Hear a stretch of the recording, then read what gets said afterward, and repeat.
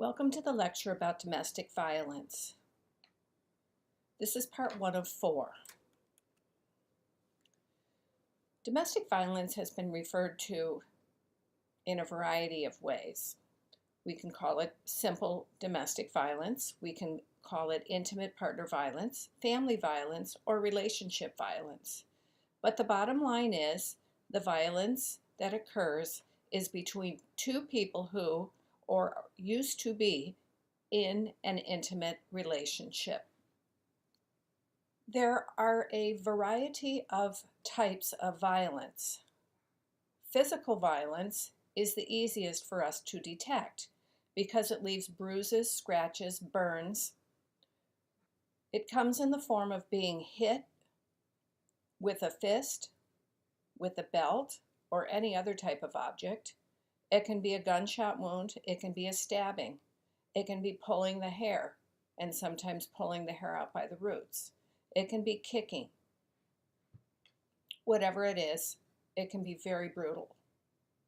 There can be sexual violence, and that's defined as a completed or attempted sexual act against the victim's will, or involving a victim who is unable to consent. It can be sexual contact or non-sexual contact because it also includes domestic violence, and I'm going to review that again in a future slide. There can be psychological aggression. This is very difficult for us to detect. The partner belittles, hides, excludes the partner from participation in family events, social events, even school. The partner may disallow the woman to work, dole out money a little at a time, and this prevents her from being able to do anything on her own. Another type of violence is stalking. The person is never feeling like they are on their own. They turn their head, and there is the person. There is their partner watching their every move. There's no escaping them. The statistics about domestic violence are rather appalling. It affects 12 million people in our country every year. Every 9 seconds, a woman is being assaulted or beaten. 24 people per minute are victims of either rape, physical violence, or stalking by an intimate partner. Domestic violence does not only affect women. As you know, it affects children, but it affects men as well, but not to the degree as women.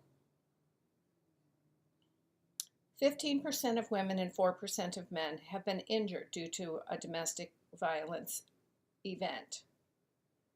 And nearly half of all men and women in the U.S. have experienced some type of a psychological aggression by an intimate partner at some point in their life.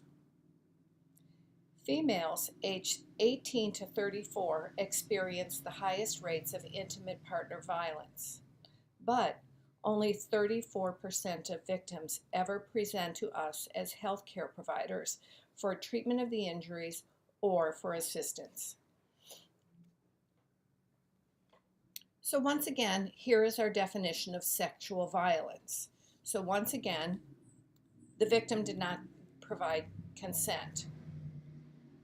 It can be actual sexual contact as well as verbal sexual harassment. The act can be committed by either the spouse, a family member, a friend, or a person who is in position of trust or power, and they intimidate their victim into the act. It can also be an acquaintance or a stranger. More than half of all rapes of females occur before the age of 18. That is appalling. 22% of them occur before the age of 12. What makes a person become violent? What are the risk factors? Well, if they have experienced past history of violence or aggression. Remember the kid who was the bully in your classroom? They are a potential abuser as they get older. Being a victim of or seeing someone else who is a victim of violence as a child increases the risk that you can either be a victim of violence yourself or become the perpetrator. Because after all, it's okay. Having a history of drug or alcohol use increases the risk that you can become an abuser. And then those who have a lot of life stresses and very poor coping mechanisms, especially those who have no job, have a high risk of becoming violent. This ends part one of domestic violence.